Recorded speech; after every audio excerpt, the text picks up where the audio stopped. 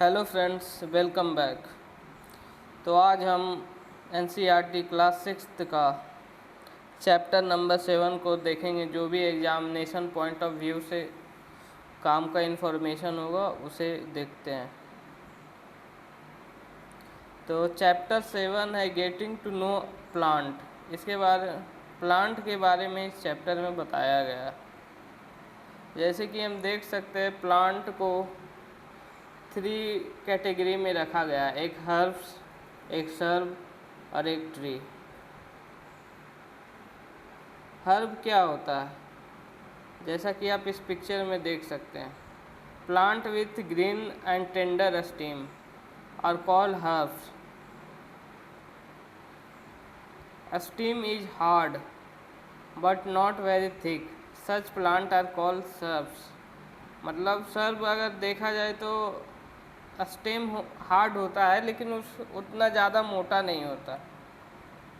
अब हम ट्री किसे बोलते हैं? जिसका ब्रांचेज हो, जिसका थिक स्टेम हो, उसे हम ट्री बोलते हैं।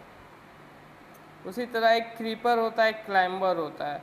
क्लाइंबर जो किसी पेड़ या किसी सपोर्ट सिस्टम से ऊपर चढ़ जाता है उसे क्लाइंबर बोला जाता है, और जो ग्राउंड पे रहता है उसे क्रीपर बोला जाता है। तो जो प्लांट या ट्री में जो स्टेम होता है वो क्या करता है? अपवर्ड मूवमेंट ऑफ वाटर में हेल्प करता है। पानी स्टेम के थ्रू ही ऊपर जाता है, और मिनरल्स हो गया उसे भी ऊपर पहुंचाने में स्टेम का काम होता है। अब हम लीफ के बारे में जानेंगे। तो लीफ में एक स्ट्रक्चर होता है, पार्ट होता है पेटोलोई।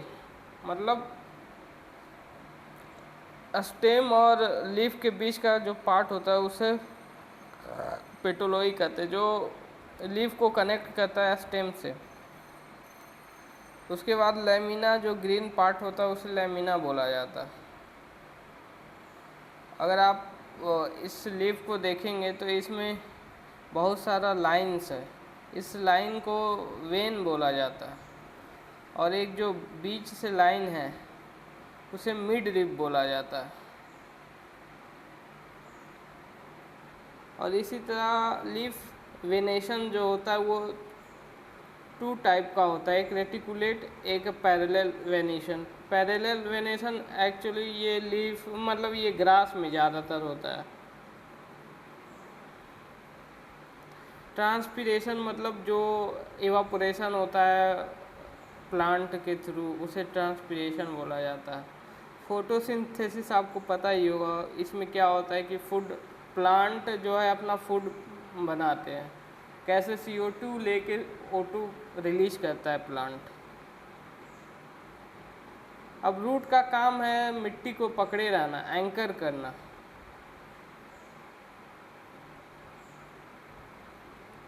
रूट भी 2 तरह का होता है, एक टाइप रूट जो मतलब सीधा होता है, और उसके अगल बगल जो रूट होता है उसे लेटरल रूट बोला जाता है। और जिसमें कि एक कोई भी एक सीधा रूट ना जाके बहुत सारा रूट हो उसे फाइब्रस रूट बोला जाता है। जैसे हम बहुत सारा, जैसे कि कैरेट का, रेडिश का, स्वीट पोटैटो का, टर्निप का, टेपियोकिया का रूट खा सकते हैं। अब हम पीटल्स किसे बोलेंगे? तो जो कलरफुल पार्ट होता है उसे पीटल्स बोला जाता है। सेपल क्या होता है? सेपल एक तरह से मतलब लीफ लाइक स्ट्रक्चर होता है, उसे सेपल बोला जाता है। और inner most part of flower है उसे पिस्टल बोला जाता है। और bid like structure inside ovary है उसे ओव्यूल बोला जाता है। तो इस चैप्टर में इतना ही इन्फॉर्मेशन हमारे काम के लिए एग्ज़ाम पॉइंट ऑफ व्यू से था। अब हम चैप्टर 8 में देखते क्या है, बॉडी मूवमेंट। तो बॉडी हमारा कैसे मूव करता है?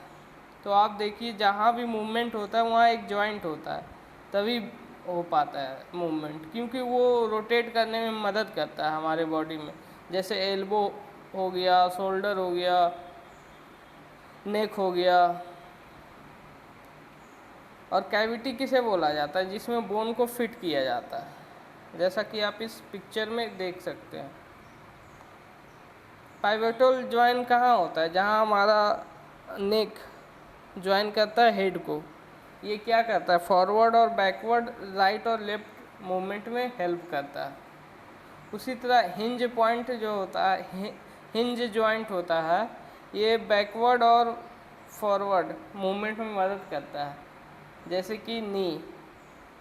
फिक्स्ड जॉइंट जो हो गया वो हमेशा फिक्स्ड होता है, हड्डी इधर उधर नहीं मूव कर सकता।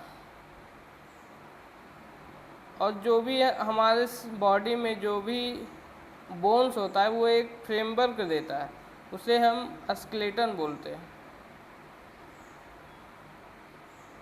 और जो बोन हमारे फिंगर में होता है उसे हम लोग कार्पेल्स बोलते हैं।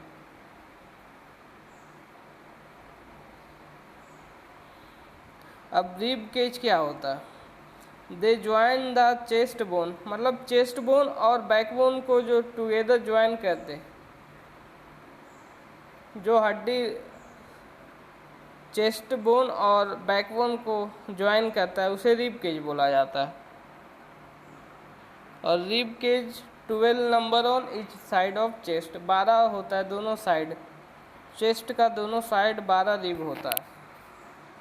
अब बैकबोन क्या होता है? बैकबोन एक हड्डी होता है जो हमारा इधर मतलब लोअर नेक से लेके बैक तक, मतलब कमर तक जो हड्डी होता है, बहुत छोटा छोटा हड्डी से बना हुआ होता है, उसे वर्टिब्रेट बोला जाता है।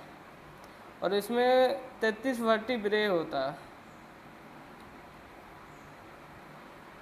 अब जो हमारे शोल्डर के पास जो बोन होता है वो क्या, वो मतलब 2 बोन होता है मेनली। अब एक पेल्विक बोन्स होता है जो कि क्या करता है, हमारे बॉडी को एक सपोर्ट देता है, जैसे कि बैठने में। कार्टिलेज क्या होता है? Some additional part of skeleton that are not as hard as bone, जैसे कि अपर ईयर में हो गया, वहाँ कार्टिलेज होता है, वो सॉफ्ट बोन होता है, मतलब सॉफ्ट होता है, बोन जैसा हार्ड नहीं होता। कार्टिलेज जॉइंट में भी पाया जाता है। अब मसल से वो काम कैसे करता है? तो एक मसल कॉन्ट्रैक्ट करता है तो बोन उधर उस डायरेक्शन में पुल्ड होता है, अदर मसल रिलैक्स करता है। अब अर्थवॉर्म जो है, अर्थवॉर्म कैसे मूवमेंट होता है अर्थवॉर्म में? तो अर्थवॉर्म पहले एक्सटेंड करता है फ्रंट पार्ट की ओर, फिर रेयर पोर्शन को फिक्स करता है ग्राउंड से, then it fix the front end and releases the rear end, मतलब वो एक स्लो मूवमेंट होता है। Repeating such muscle expansion and contraction, expansion and contraction के थ्रू अर्थवॉर्म मूव करता है। हेयर लाइक स्ट्रक्चर जिसे ब्रिस्टल्स बोला जाता है वो हेल्प करता है मूवमेंट में। उसी तरह स्नेल में होता है, स्नेल में सेल होता है। सेल क्या होता है? आउटर स्केलेटन होता है जो कि हड्डी से ना बन, जो हड्डी से नहीं बना हुआ होता। सेल होता है एक सिंगल यूनिट, वो मूवमेंट में हेल्प करता है। उसी तरह कॉकरोच में क्या होता है? कॉकरोच भी 3 पेयर ऑफ लेग होता है कॉकरोच में, जो उसे चलने में मदद करता है।